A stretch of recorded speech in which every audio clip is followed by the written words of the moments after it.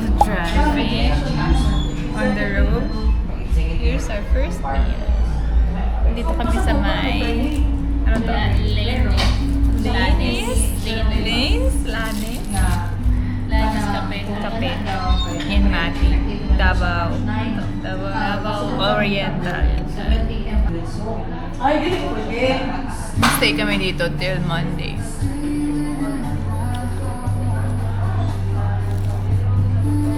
Pagod na kami, wala pa kaming tulog. Low tide, guys. Kita ba yung beach?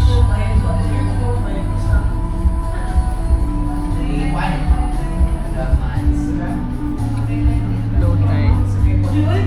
6 months pero bayan na. Dalawa yung laptop.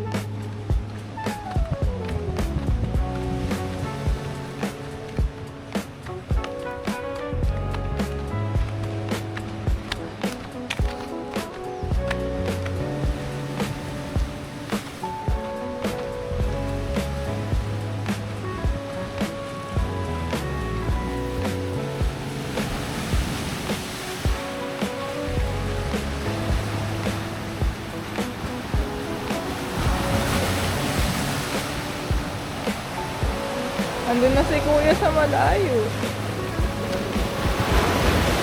Pinanguha ng sea urchins dun kanina. Andun na siya ngayon. Dahan-dahan.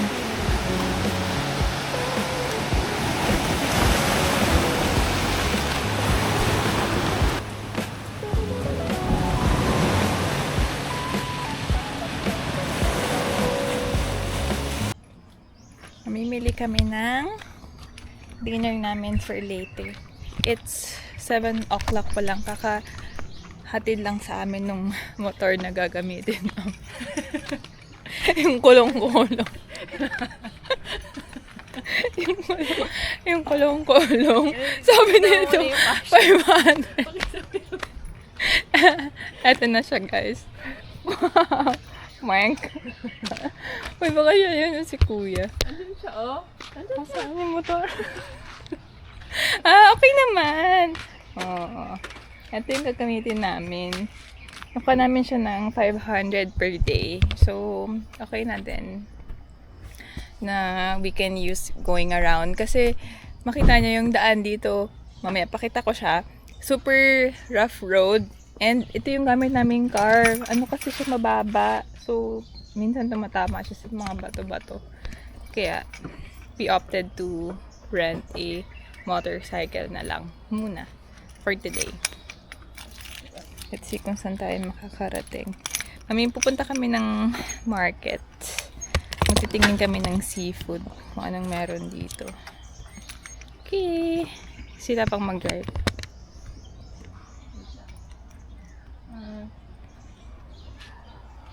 Buti nga maganda ang weather kasi ang ano namin dito is maulan this weekend. Pero umulan naman pagdating namin kagabi. Super pagod na ako kaya hindi na ako nakapag-intro, kwento-kwento, chika-chika. Few clips lang from last night. Kasi pagod talaga. Buti nakapahinga kami ngayon. Maaga kaming natulog. Medyo ano yung break niya. Mahirap? Hindi na.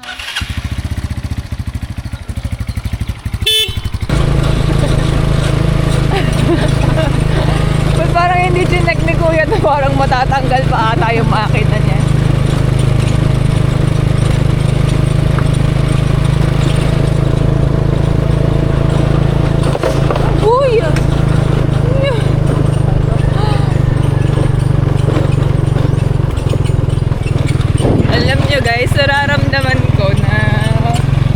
tinanggal yung gulong dito tapos namin pa utility. Naked kasi to, naked body. Butas yung alin. Sa gitna, butas.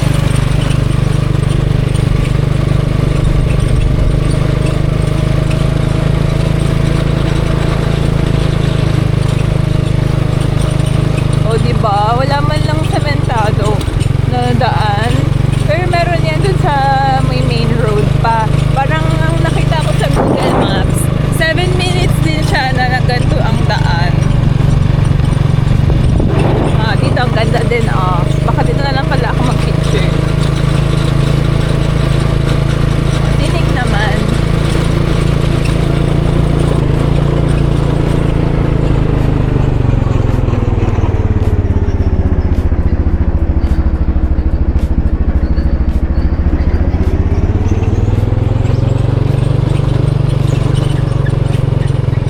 Tagas muna kasi dringin siyang binigay sa amin. Try lang namin muna ang 200 na gas. Pagas kami dito. Pagas kami dyan. Tapos tinanong namin yung palengke kung asan. Ito na pala yan. Tingnan natin anong meron. Kuha kami ng 1 kilo na shrimp. 370. Mura lang ata eh.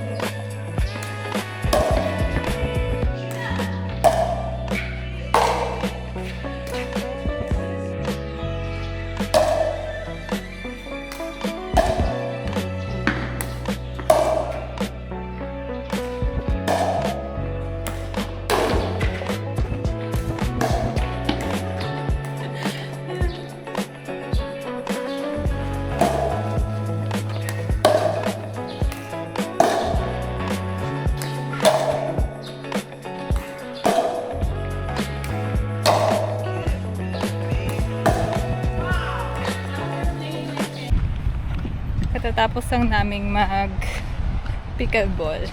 Tapos tumambay kami sa may beach. Ang dami namin nakitag si urchins sa mamumuha kami. Ito yung from sa pinagsistayan namin. So, hindi ko alam anong gagamitin ko para Bernalia. Ngayon na si Love.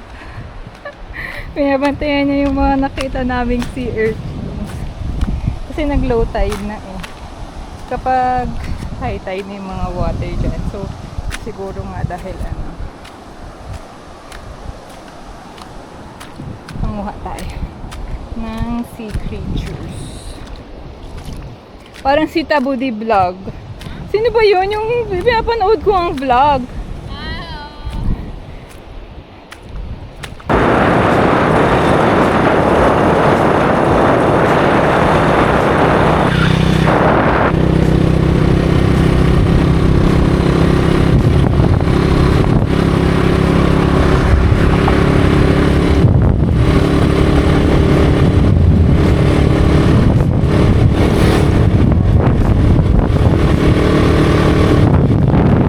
We're now by the beach.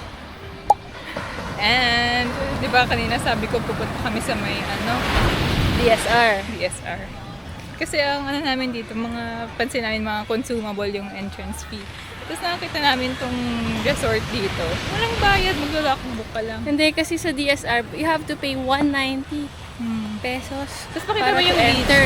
Yung Tapos wala namang harang. Ayan, tinan mo. Yeah, free. Whereas itong pinasukan namin is free. You just have to sign the logbook. Ganda na sand.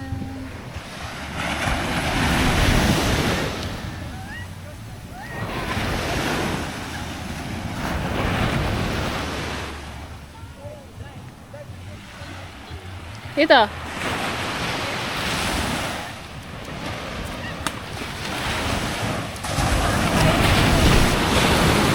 Ayun. Nung kami pumasok, ayun, doon. Tapos ito yung DSR.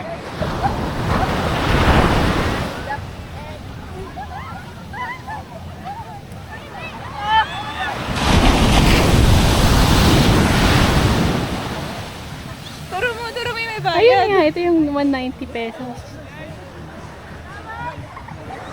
Meron silang consumable na 100 sa restaurants nila, pero hindi ka pwedeng maligo.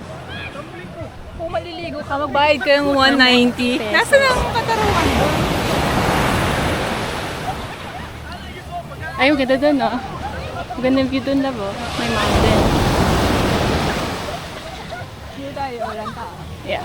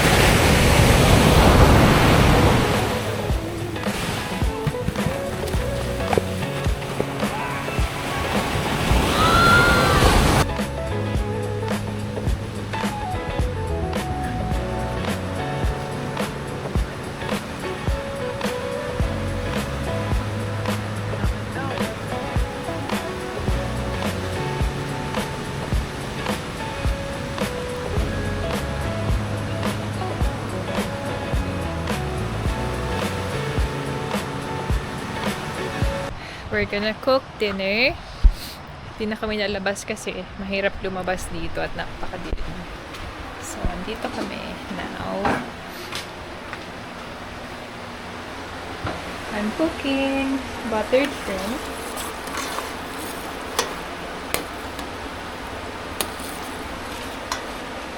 Yung nabili namin sa palengke kanina. Tapos si Love is prepping for the sumba. What's this? Ano to? Malasugi. Malasuging fish. That's our dinner. For the sumba. Yum, yum, yum, yum, yum. Ito, hiningi lang namin na chili flakes. Well, bibilin dapat namin pero pinigyan na lang sa amin.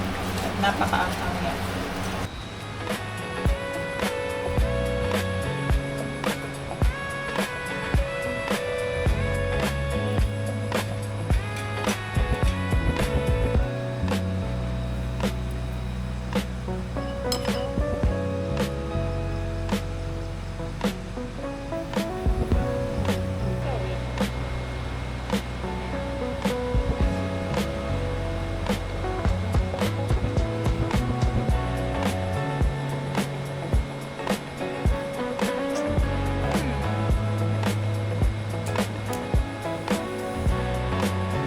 Mango talaga yung ano nila.